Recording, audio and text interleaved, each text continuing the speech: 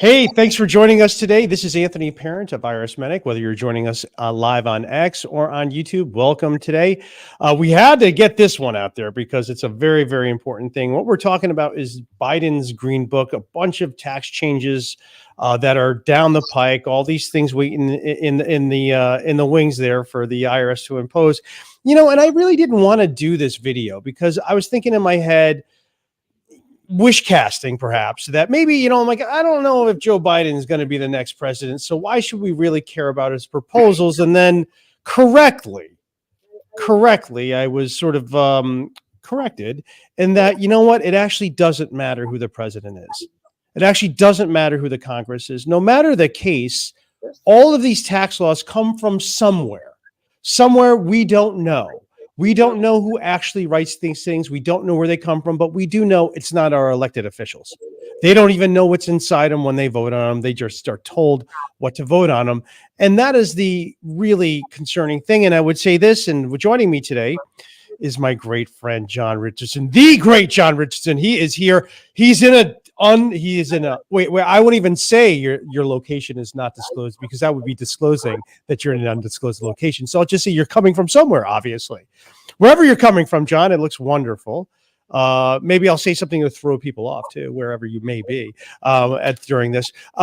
John, thank you so much and you were really the one pushing for this because I think now I really see the wisdom of your ways that we do have this Biden Green Book. And the more I look into it, the scarier it is. And the scarier it is because, John, here's really the problem that you have. If you think there is someone who you could vote into office that will correct all this nonsense, you're out of your mind. You are so out of your mind. And for those people who are saying, oh, no, President Trump is coming in. He's going to come into office and he's going to really create tax fairness. Well, if history is any guide, you're out of your mind. You are completely out of your mind. In 2017, the Tax Cuts and Jobs Acts had a few nasty little surprises in there, something called guilty if you lived overseas. And then another thing, too, that is so shocking, so horrible. It's called a transition tax. We've discussed that a bit, and transition tax is up at the Supreme Court. In the Moore case, they're going to decide it. So there it is. They were laying the groundwork for what they're doing in this great, great theft of us. So you know what? I realize this is a really important topic because all of these things proposed, they're going to be inserted in some tax bill, and the Republicans are the first ones. They can't wait to sign on something that they have no idea what it is because they're simply told on what to vote for. And unfortunately, President Donald Trump was one such person, just like everybody else. He passed some awful, awful laws. We're not going to go into those right now, but we cannot say, John, would you say that there's any hope that a different president would vote for something different?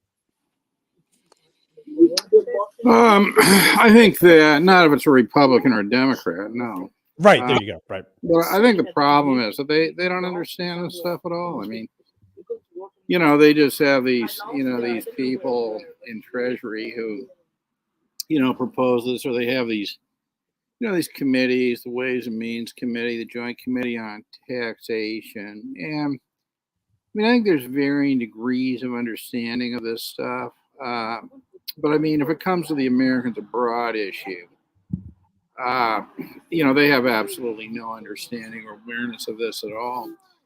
But, I'm surprised that there hasn't been,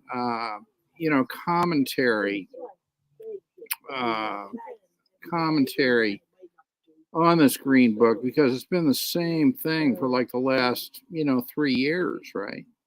And it's, generally, I think a very good indicator of where the U.S. tax system is going. And, if, for example, they start deeming gifts to be dispositions that are subject to capital gains taxes, and I think it's pretty clear that's the direction they're going. That's, by the way, what Canada does. Yeah. What you're going to have is, if you're not living in a country like Canada, the taxes in the same way, you're going to have clear double taxation because, Americans will have to pay tax if they make a gift. And then when they sell it later, they're going to have to pay another tax in their country of residence. And, it seems to me that, this thing is is absolutely going to create a lot of double taxation. Absolutely. Absolutely. Um, yeah, let's get going. So you have I'll go share some of this, the Twitter post with you, but I think I think you're summing it up exactly correct. So let's get to share. You have a Twitter post that I think is going to sort of form the foundation of today's show today. And here's some things that are here. Again, we have don't be fooled by the references to high income and wealthy, reform of taxation of capital income. And I would just say this for one of the things before we get going into this is I'm my frustration level with people who are trying to use the income tax code as an equalizer. It really can't get any more frustrating, because when you know for an absolute fact that the IRS is most unfair to people who can't afford to hire wonderful attorneys like us, when you know they're most unfair to the people who are the poorest, who don't have the resources, who might not even be able to read and write. This idea is like, well, the tax code is supposed to help the least unfortunate. It's like, no. The tax code is written by the powerful to protect the powerful. And that is the truth. And that is the result. And that's what we see. That is actually what's going on. So here we go. This is a little outline you have here, and some of the highlights. Let me just click up here. So here's some of the things that are going to be going on. Apply the net investment income tax to pass through business income of high income taxpayers, right? And they always have this high income taxpayers, which is a vague term that usually means somebody that means over $400,000. That's not high income, right? That's not high income. It's worth explaining though what that actually means. Okay, I mean, so much of this is, people just have no idea. They see these words, so what the hell does that mean? Well, let's be very practical about this. So the net investment income tax, right, is a separate kind of tax. It's an overlay to the general income tax. Yeah, sure, it doesn't apply to everybody right now, in part because it applies only to, dividends, interest, capital gains, and stuff like that. But what's really significant for Americans abroad is that it's specifically written to ensure that foreign tax credits can't be used to offset the tax, right? Oh, right on. Yeah. So right out the gate, we have a kind of tax that guarantees double taxation. Okay, right out the gate. And what this proposal is, so far, remember, this was a tax on investment income to finance Obamacare. What this is a way to bring more kinds of income into the same tax base. And specifically, what this is what's, is pass-through income, anything where, the income of the entity is, is just attributed to the individual. So this is absolutely huge. I mean, if you're in a country like the UK where people under the entity classification rules can elect for a corporation to be a pass-through, it's a way of raising taxes on them. The only way to get out of it is to treat it as a CFC, which moves them into the guilty regime. So to be clear, this is very, very significant. Very significant. Absolutely. Yeah. And we, and now we're even going to increase it. So right now, the net investment income tax rate is 3.8%, which, by the way, was supposed to pay for Obamacare. And so we're just, it's there, it exists. We're just going to increase it. It's there. I think they're moving it up to 5%. So, I mean, see it this way for Americans abroad affected by it. It's simply a charge, right? It's a 5% surcharge on their income that, unless you live in France, at least temporarily, this decision is being appealed. You can't use foreign tax credits to offset it. That is a form of double taxation. So it's ensuring. And by the way, let me just say also, for these airheads who run around and say, well, this only applies to the rich, buddy, you are the rich. You are the rich. Oh, that's just, oh God. People still believe that. People still believe that. After all of this, people still believe the words of these people like, oh, we're really going to get the rich this time. Trust us. By the way, Anthony, it's not just the U.S. I mean, Canada came down with a budget on April the 16th. They went through the same song and dance. They're going to raise capital gains taxes on the wealthy. On the wealthy. Well, a lot of people woke up the next day and found out they were actually wealthy. I know. Well, congratulations. The government has deemed you wealthy. It is just, I mean, and look, the original income tax of 1913, again, folks, it was promised a tiny 2% tax on the richest people in America. And really, then everything will be paid for. And then wouldn't you know it, next thing we know, we have a war, then we have a Great Depression, then we have another war, we have a market crash, we have all these things. And when you know it, the tax law now becomes applicable to everybody in the United States of America. The lie, can we just say, look, they lie. They lie. They say they're only going to tax the rich, but they always lie. They are instruments of the powerful. The tax code is written by the powerful to benefit the powerful. And also, if you've been around this business for a while, you know something. You know something that the IRS won't go after certain rich people, not just Hunter Biden. Not just Hunter Biden. They could have documented, pure, clear, simple, obvious tax evasion. But guess what? Oh, they forgot about all their powerful because the person that they're going after is, whoa, it's one of their sponsors. So that's the dirty truth about this. The dirty truth is not only do the wealthy, the truly wealthy, the people who write the tax code, the people who have an impact in the tax code, not only do they get things written their way, but when they decide not even to pay attention to the own rules they have written, it's okay. They're excused. This is what the IRS is. This is what it is. And you're fooling yourself. You are so ignorant and naive if you don't know what this is. So please, let's stop believing the lies. When they say we're going to go after the rich, what they're saying is they're going after you, and everything you hold dear. So hopefully we can wise up to this entire scam that is going on here. So, next on your list here. Sorry, Anthony, you're getting excited. I am getting excited because it's so, and maybe I should go to really, when maybe the source of what really got me upset. Among other things today, I'm going to go to something. I want to go to something you shared with me right before this that just sent me over the edge, John. I got to say, you really did. I congratulate you. I congratulate you on that. Let me try to find this window up. It was that link you had to Professor Karen's.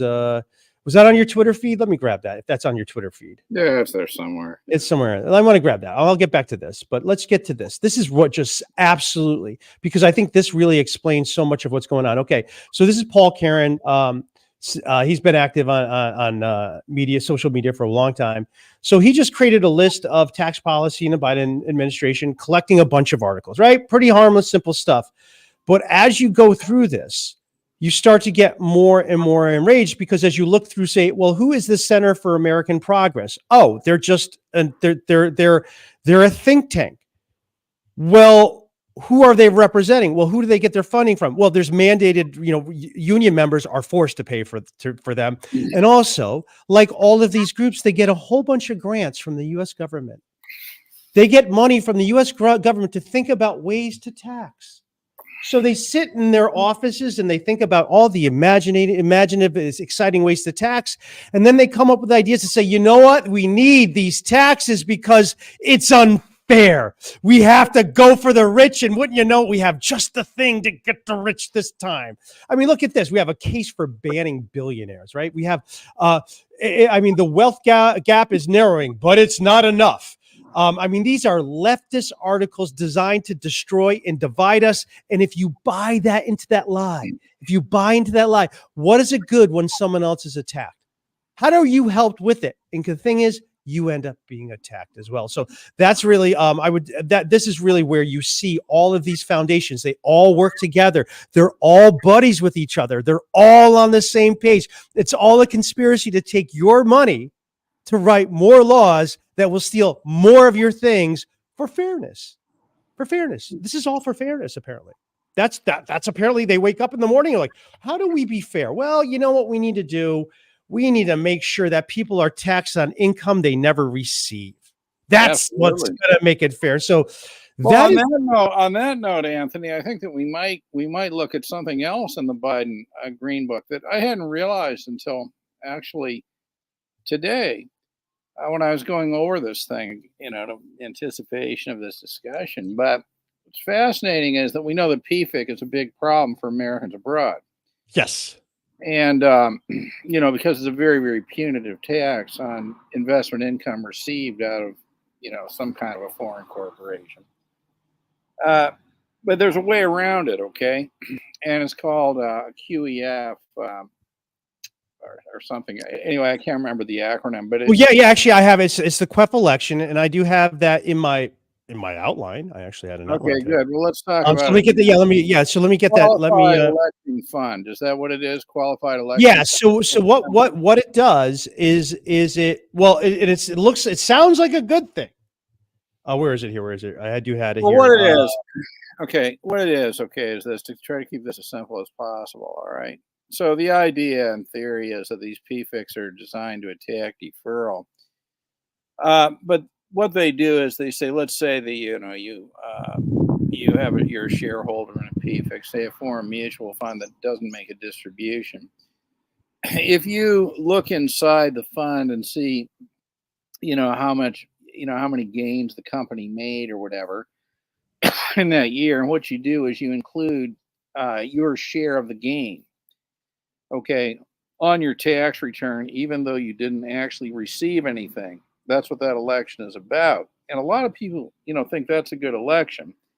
And that's an interesting question. I mean, it certainly is arguably less punitive than the default. But, I think the way to look at the decision of, do you want the 1291 or do you want the 1295? Okay, meaning the punitive one or the default or the qualified electing fund. The qualified electing fund, it really operates like this. Look, if you pay tax right now on income you've never received, we'll charge you less tax than when you actually receive it. Right? Again, look how the qualified electing fund works, right? So, nothing has been paid out to you, but the fund itself, say, made a capital gain of $1 million. There's 1 million shareholders, right? And you have your share of that. Now, that's not been distributed to you, but if you include that undistributed share in your income, in other words, you pay tax right now on income you never received, then we won't charge you an unfair, really punitive tax when you do receive it. I mean, that's what it actually is. And that does seem like a good thing, though, right? I mean, that's not, because there's a potential for a retroactive election of passive foreign investment company as a qualified electing fund without IRS consent. Yeah, what they're doing is they're giving people the opportunity to retroactive, elect for this, this QEF treatment or whatever it is. And I think that in itself is good. But it doesn't change the fact, okay, that if you elect that type of thing, you are agreeing to pay tax on income you never received in exchange for not being taxed horribly in a confiscatory manner when you do. Oh, okay, I see your point. Right. Okay, right. So it's like, it seems like a good thing, but let's think about the entire thing in context. Well, that's right. Yeah, in context, it's really not. So this is my outline I had for today, by the way. Look at that. I mean, it improves a bad situation. I would say that it improves a bad situation, but only highlighting how awful that bad situation well, is. What it does is I mean, I don't think a lot of people understand how the PFIC regime even works, but right. And I did, by the way, if you're on YouTube, I just put our PFIC for Dummies video into the super chat, so you can check that out. And then we go over, and John does an incredible job going over the various treatments of it, each one. So that is, if you want to understand PFICs, that's a great one away. And by the way, a lot of people thinking about, we still getting that word out there. A foreign mutual fund on its own, not a PFIC. That is never seen any. The IRS has never said one is. So actual PFICs, which do occur. So we have that just sort of like, okay, so there's a good thing, but it's only underlying how bad it is. Well, I mean, it's a good thing in the context of a horrible situation. I mean, it's sort of like a good thing, like, let's say a bunch of gunmen break into your house in the middle of the night and you're about to be kidnapped. And, you say, well, just a second, do you mind if I get my sweater first? And they say, yeah, you can get your sweater. I mean, it's kind of like that, right? It's very nice. It could be a warm sweater, that's nice. A little memento home. very, that could be very comforting. So it's very lovely of your captors to allow you such a, and I think that's a fair analogy. That's wonderful. But Anthony, and, I thought that it's always interesting to listen to you go talk about this stuff, because the way you described it, it actually caused me to have the following thought. I mean, these types of tax increases are far more damaging to the middle class. They claim they're going after well, they don't really hurt the wealthy. The wealthy have got so much money, doesn't matter a damn, right? It doesn't matter. And the wealthies are in structures where this isn't affected. They're in structures where it doesn't matter. Even, Anthony, if they had the same asset group, okay, they have a lot more money. And these types of things, these so-called class taxes that always become mass taxes, always hurt the middle class far more than the wealthy, right? Always. The tax code is written by the wealthy so that they don't have you challenging their position. And no matter what the taxes are, they can pay it with no change to their lifestyle at all.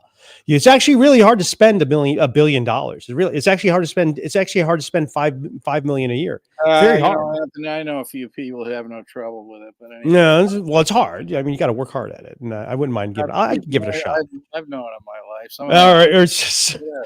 So by the way, we're talking about this with a focus on expats, because that's generally what our audience is. But what we've been saying for years is every terrible thing that the U.S. government does to expats, to U.S. people overseas, and it's done specifically because there is no lobby. Congress knows, hey, look, we can abuse. Hey, look, we need some revenue, whether we get it or not. Here's this thing that's going to claim to raise revenue. We know we could pass it because there is no lobby. We know there's no representation, right? Johnny Thunders knows this. Johnny Thunders, remember Johnny Thunders? They used to make us memorize taxation without representation. No, we know the real reason why they broke off from Britain. What was the real reason, John? Well, they wanted to design a far more punitive tax system, I think. There you go. Right. There was not all. And I would say Jefferson was not part of that group to create a terrible thing, but Washington most certainly was. He wanted to tax like nobody else, and he certainly did. So consider the following, Anthony. Consider the following, right? So, you were talking about how the income tax started at a very low percentage and applied only to the rich. I can't remember the metric that you used. It was 2% tax on the first, on the, and there was, is that 1913 or when? 1913. It quickly accelerated. Right. It was 1913. So by the end of the Second World War, we're at 90% tax rate. Yes, that's true. I mean, that just shows you how, you let this stuff get started, and this is where it goes. There is no possibility of ever getting, I think, a so-called democratically elected government to live within its means, because they have to buy the votes. That's the problem. And in these Western democracies, whether it's in the United States, Britain, Canada, we've just got more people who vote for a living than work for a living. And and so much of this stuff, I mean, I don't even think that the tax code has anything to do with raising revenue anymore. No, of course it doesn't have. No, John, it never did. It never had anything to do with raising revenue. The whole purpose of the U.S. tax code is to destroy the excess dollars the Federal Reserve creates so that hyperinflation doesn't occur. But regular inflation is okay as long as it's steady and predictable, because it becomes inevitable. And the core sources of it, we don't know what it is, even though it's just the Federal Reserve printing more money. These laws were passed within each other. They're companion laws. One cannot exist without the other. They're passed with weeks of each other in 1913. It was never about raising revenue. It's about complete control of the American people, which it's doing a wonderful job. It's doing a wonderful job. We don't get a say in the Fed. We don't get to say we don't get any impact in our monetary policy. That's totally taken away from us, because we can't be trusted, because we're just stupid voters, and we have no control really of the tax system, because again, we see these entities who are not taxpayers. These are not constituencies, but rather people who are paid by the government to think of new ways to tax for the government. They represent the government, and it's obvious in everything it shows. What person alive would actually volunteer to say, yeah, I want to be subjected to this piece. I want to be subjected to this. No one. No one in the world does. It's so obvious. It contradicts the will of any human being. No one would ever want to be subjected to things they can't possibly understand. That's This is so beyond this is beyond the democratic process. There is no democratic process. This is all invented. We're pushed out of that process. We are not important enough to decide these. It's the government needs to decide. It's like, oh, the public, they get all emotional about things. We're the experts. Trust us. So the point I'm trying to make to people, folks, is that we're talking about this from the expat viewpoint, because everything that's going overseas happens domestically. We're seeing it happen, and that's why we get a little bit like fired up. Hey, you're not concerned about your friend or your American overseas, how they're getting abused. That's their problem. They're coming for you. It's all a trial balloon. The transition tax that only affected those abroad or those with investments abroad is now, we can see that it's coming to the United States domestically. Wouldn't you know? What are the chances of that, huh? Well, Anthony, at the end of November, Senator Ron Wyden, put together, some new version of his billionaires tax. And what was fascinating about that was that the principles being used to confiscate the wealth of the billionaires were, it was the same methodology as the PFIC default taxation, which is used to confiscate the wealth of Americans abroad. It's identical. I mean, all you have to do is look at it and understand it, and you'll see that's exactly what it is. So, as I've said many times, all resident Americans need to understand their future. Right. And the way to look for is look overseas, and there's your future. And well, here's another one, John. The FBAR has been torturing Americans abroad. FinCEN's, the Financial Crimes Enforcement Network, it requires anyone with a foreign bank account over worth $10,000 in the aggregate to file a report with FinCEN. Otherwise, you could be subject to penalties of 50% of the account value. No tax may be due. Doesn't matter if there's tax due. Doesn't matter. You could lose money. Your account could have lost money. Anthony, you're talking like a Republican. Okay, you know how a Democrat would put that? What's that? They'd say, we're going to let you keep 50% of your assets. There you Look how much generous we are. Well, the point is, John, the FinCEN was doing this FBAR. We've been saying this FBAR is outrageous. And by the way, it's not really authorized by the law either. We have some content into that as well. But guess what happened? Now there's a FinCEN requirement for domestic entities. And if you don't file a piece of paper that says you own something with the Secretary of State, guess what? A $10,000 penalty. So why? We don't know. And now that, by the way, that BOR has been deemed $25,000 penalty. Isn't it 25? It's 10,000. They increased the penalty. You might be thinking about the penalty on the 5472, which is similar. Oh, you're talking about 5471. That increases $25,000. So if you are a foreign person, who owns a U.S. company, you have to file it on a 5472. Otherwise, you have a $25,000 penalty. If you're a U.S. person who owns a U.S. entity, unless it's a large one, believe it or not, those large corporations are exempt from the requirement. And here's the reason why they say you need to report the ownership of your dormant LLC, or not your dormant, an LLC that owns some real estate. Terrorism, folks. National security demands that you report this to the Financial Crimes Enforcement Network. So therefore, ownership of a small entity is presumptively, if we take the words for what they mean, a criminal act. And the only way you can cure that is by filing that form with the government. There it is. And that all was done.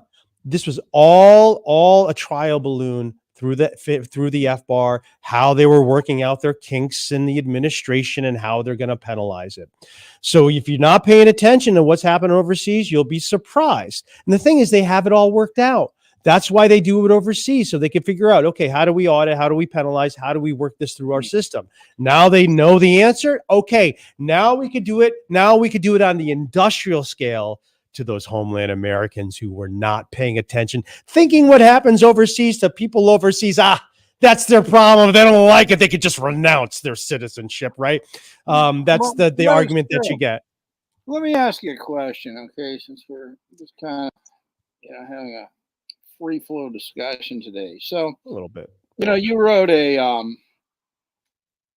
submission on the FBAR thing, and they were asking for comments. I wrote one as well. And So I was thinking about this, right? Like who has to file an FBAR? And you can spend 120 days in the year if you're a non-citizen, whatever, or non-resident.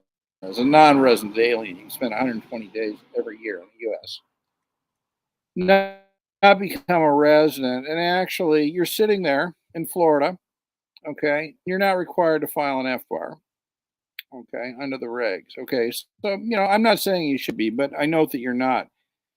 Let's contrast that to an American citizen who's never even lived in the United States, lives outside the United States. Okay, and by the way, the non-resident alien. I mean, they have they are coming to the United States. By God, they have foreign bank accounts, right?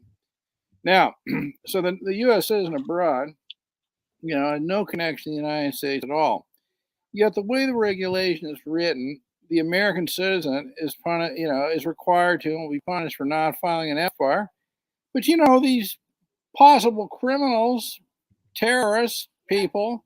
I mean, I thought in the 9/11 thing, one of them was taking flying lessons at a flight school in Florida or something, right? All these people, they're not required to file an FBAR. So the question I asked, in my submission was, I wanted to know if they could please explain what is it exactly about American citizenship that creates a presumption of terrorism, money laundering, etc. What is it exactly about being an American?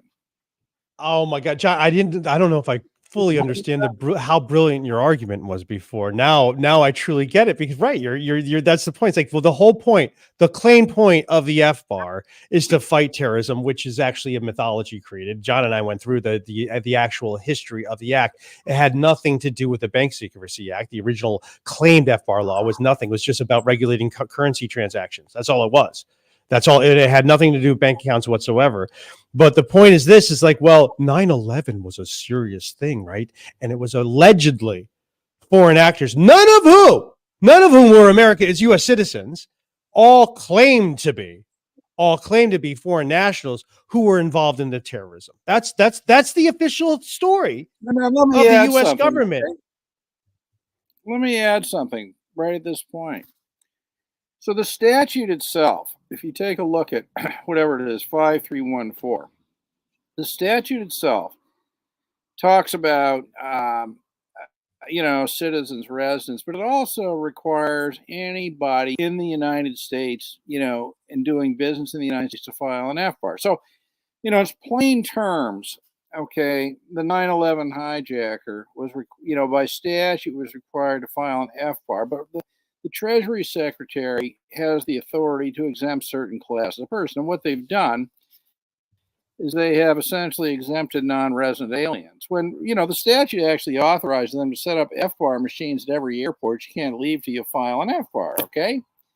So here we have, a clear, conscious decision on the part of the Treasury Secretary to require an American citizen with no connection to the United States to file an FBAR under threat of penalty.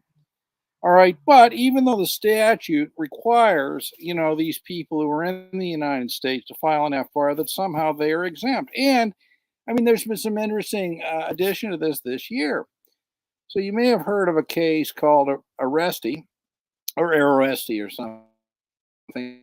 Anyway, what the case held was that a green card holder, okay, who can be a treaty non-resident, is not required to file an FBAR. Now, a green card holder is by definition supposed to be living in the United States, right? But, there's a provision where they can become a treaty non-resident. If they're a treaty non-resident, and these people are very likely to have foreign accounts, very likely, okay, they're exempt. They're not American citizens. So the question is, right. What exactly is it about being born in the USA? What is it about being born? Presumption of criminality. That's the question that needs to be answered. Well, I think I know what it is. Is that the clear enemy? You were born in the United States, weren't you? I was born in the United States of America. That is correct. And I think I know. So you would agree that, according to the U.S. government, then you would be a presumptive terrorist, money launderer, tax evader? Correct. Yeah, no, I and mean, you I would must expect. be required to file an FBAR, right? You must be. Yeah, no, and I would expect the government to do that to me because it's very clear the United States government is the biggest enemy of its citizens. So of course it would. This is what it does. This is it's right, Mike. The sheer tyranny is incredible. Americans in the U.S. have no idea what has happened to their very special freedom. Well, They and don't it like was. their It's gone. It's gone. It's over. It's all over here for them. So yeah, a little bit of a free flow today because we're kind of going around and hitting a bunch of topics as we're getting onto this, and I think a lot of people appreciate our articulation of the frustration that we see and really calling it for what it is. That really, right? You are born with if you're an American citizen born, you're presumptively a terrorist. Absolutely, absolutely. That's the way the regulation is written. No ifs, ands, or buts about it. I mean, I think it's very, very simple. I think when people get off a plane somewhere, Americans go over here, on the presumptive terrorist criminality line. Everybody else goes over here. I mean, the United States has so destroyed and devalued its Americans. It's shocking.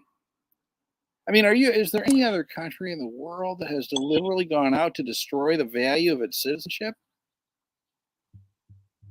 Nobody's even close. No one's close to the United States in its complete terror puts on citizens. Nobody is. And this has been a slow, steady erosion that we wake up in the morning and we think, it's just been a slow, steady psyop, really, to believe that, oh yeah, we have to pay for roads. So this is why we should be subjected to things we can't possibly understand. How do we get to that? Hey, yeah, roads and things need to be paid for. We all should pay for taxes. Okay. Yeah. So here's a whole tax regime you can't understand. Nobody can understand. I make a big deal out of this one, guys. I make a big deal out of this. Check it yourself, but run the 1040 instructions through something that can judge the reading comprehension. Okay. What you're going to get back for result is that it takes depending on the scoring mechanism you use, it will take a 9th to 12th grade education to comprehend the Form 1040 instructions, which apply to every U.S. person, whether you're in a coma, whether you are 1 year old, doesn't matter who you are, it doesn't matter who you are. Those instructions apply to you 100%, and you cannot delegate that authority away to somebody else. You can't. You are 100% responsible. So these instructions are written to the 9th, 12th grade level, depending on which way. And the average reading comprehension of the average American adult, because by the way, the income tax still applies to your little kids, still applies to you, is the 6th grade level. So what we could say is less than half of the country could understand the tax code. Who would vote for something that can't understand, that could put them in prison and can ruin their life? According to people like the Center for according to a lot of these think tanks in Washington, D.C., Not only do we want it, we want more of it. Give us more. We're not happy with that's the thing. They're not even happy with the current tyranny. They have all these things to kill us and punish us. That's not enough for them. They need more and more and more. They just can't be satisfied, it seems like. I want to move on to something else here, John. So there's a few other things going on in this. I have my little handy outline here. I'll get that up there in a second. So, we have changes to the reporting requirements for IRC Section 6038 affecting country by country guilty and foreign tax credit rules.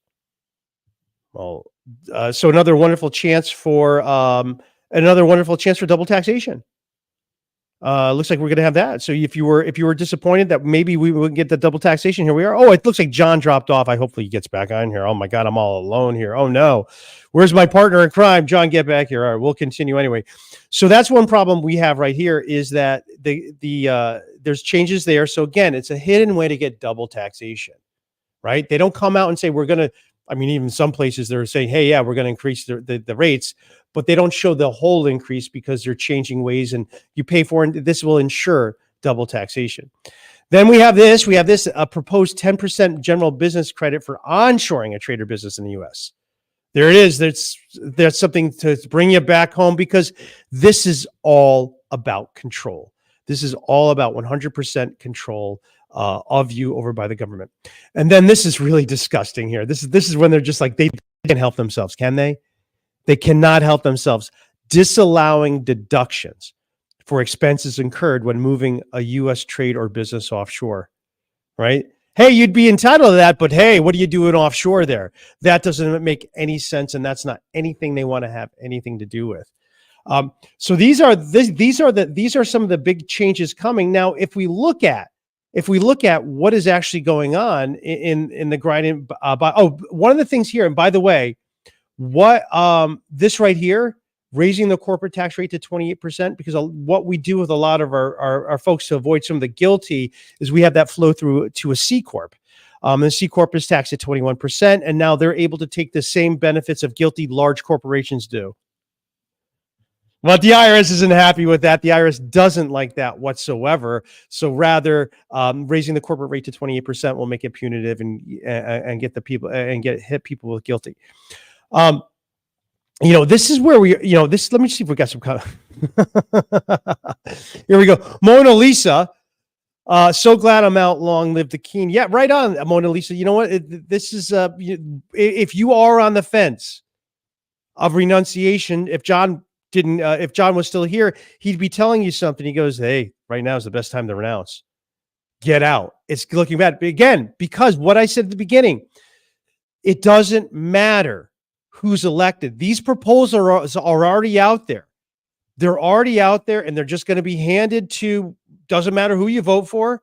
Doesn't matter who you vote for in the Senate and Republican. They are told what to vote on.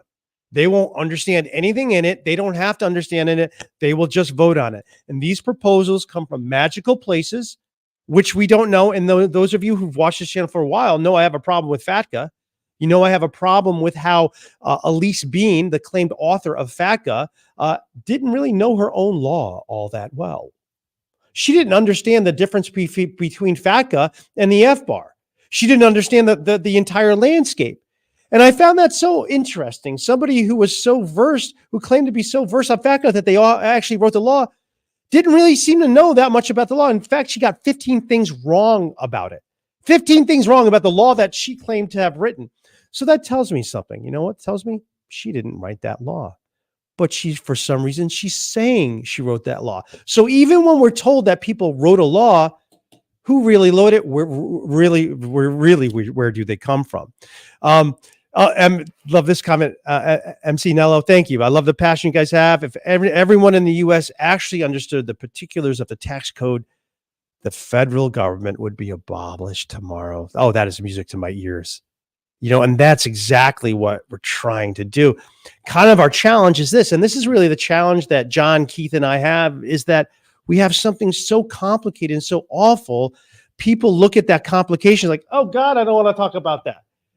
Everyone, oh no, it's tax. Oh no. That's exactly why you need to go into it, because they want you confused. They want you demoralized. They want you unable to decipher what this means. And you just have to go to someone like me to say, tell me, what does this mean? What does this mean? Tell me. Well, you're here and we're telling you what it means. Now, your job is to take what we're saying and make it digestible to your network so they can understand what they have. They might not have the tolerance for hour-long podcasts of us talking about this, but save the best parts, the true parts. We didn't ask for this, and no one understands the law, and no one is even asked. It's not even a scandal. It's not even a scandal that they don't even know what they're writing on. It's like, well, that's just Washington, D.C. It's okay. It's really crazy. Now, Johnny Thunders, I want to thank you for something here, because I just realized something. I didn't know something. How unjust it was, because we're talking about the invasion of Canada. The Americans invaded Canada, and this is how I actually became friends with a lot of people in the group. I had a backlink on the Isaac Brock Society, and it might have been a little spammy, and then somebody ridiculed me rightly. And so I was like, well, sorry about that. Sorry for the spam, but I'm really concerned about it. And that's how I became friends with a lot of people on the Isaac Brock Society. So Isaac Brock was he stood up against the U.S. tyranny. That's very, very interesting. That sounds fantastic. I don't think John's going to be able to hop back on. And I am just, yeah, this is great. Yeah, John did look like a Bond villain today, didn't he? He wasn't in the Caribbean, or maybe he was. Maybe I'm intentionally misleading you. He didn't want you to know where he is, so wherever that is. I think, if there's any other questions today, this is where we are. This is what I'm going to sum at. The Biden Green Book it's taking the worst tax system on the earth. It seems like a challenge. It seems like the Biden Green Book was the answer to the challenge. The answer to the challenge was, can you make the U.S. tax code even worse than what it is? Even worse for expats and even worse for Americans in the U.S. And the answer is, oh, yes, we can. Oh, yes, we can. Now, Joe Biden, whoever's playing him, if he's an actual person, Joe Biden couldn't write this law at the top of his game. Joe Biden is always good for, taking favors and making sure, like the MBNA, that was one of his big constituencies, MBNA, and that's why the bankruptcy laws were rewritten in their favor, was because a senator from MBNA, Joe Biden, was instrumental in getting that passed. Whatever Joe Biden is, we know he didn't write it. Whatever he's doing, we know he's not capable of understanding it. So it must be somebody else. And whoever it is, they're not elected. So that means whoever's going to come in, unless there's a complete bulldozer of Washington, D.C., whatever they propose won't be there. I'm sure President Trump wanted to create a better tax code. Well, actually, I'm not sure. I don't know. My thinking is he did, but he is someone who could not understand what was put in front of him. Kevin McCarthy put in front of him this thing. It's like, oh, just sign it. And they signed it. And what we had the run up to the complete confiscation that the IRS now wants to impose also on American stateside. So here it is, folks. We're going to conclude right here. I want to thank John for joining me today on this. And here's a little bit. This is the truth about the Biden Green Book. And think of yourselves perhaps as apostles of the truth here, of the apostles of the tax code. You are watching this right now. You are going to be an incredibly intelligent person. You are. The stats, the demographics that I get, the analytics I get on YouTube, I have like the smartest audience in the world. And you guys are incredibly intelligent and you know how to express things to your group. It's critical. You spread the message of the truth of the tax code. It's not Republican. It's not Democrat.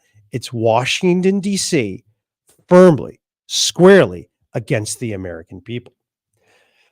Now, if you need help with a tax problem, you have an offshore issue, we still, even though these rules are not really something that I would say would be legal, we still will make sure we don't put our clients in any trouble that would get them in there. We do look forward to the inevitable collapse of the IRS. However, it's going to be the IRS that collapses the IRS because there's too much IRS for the IRS to deal with.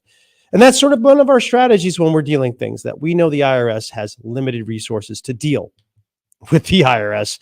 And so when we do things, we make sure it's done right.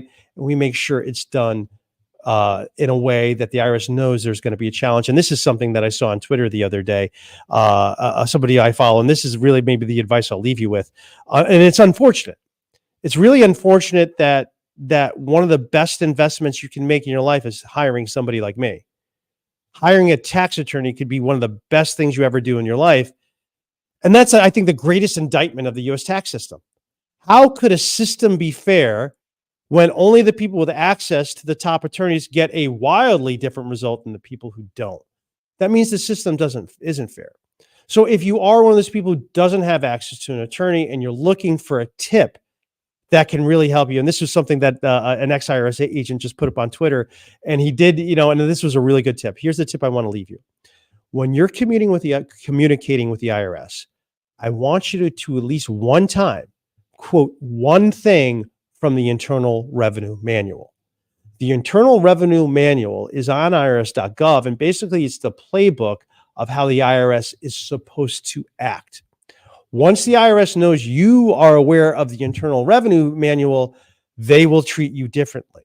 They will treat you as somebody like, okay, this is somebody we can't pull the wool over. They know that there's an Internal Revenue Manual, and they know how to quote it back to me. And that could be the tip. If you're unable to get a tax professional to truly help you out, that could be the tip that can make the difference between a disaster and an okay result. So with that, this is Anthony, parent of IRSMedic. I want to thank you all for watching, and I really, truly want to thank all you fantastic geniuses. Thank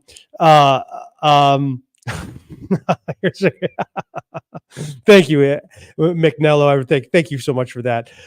Really appreciate that. Want to thank you all for watching. Again, share the knowledge and share the knowledge, the truth that we are ruled by tyranny. Thanks again.